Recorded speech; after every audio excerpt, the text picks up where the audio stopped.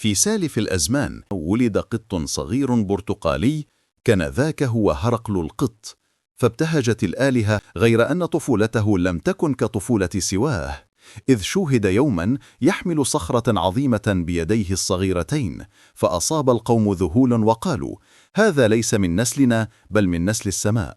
فجاءت حيات ضخمة تزحف نحوه، قبض على أعناقها حتى غدت لعبة بين مخالبه. كبر هرقل فصار قطا عظيم البنية، يلمع درعه الذهبي تحت شمس اليونان، والمدينة من خلفه تهتف له.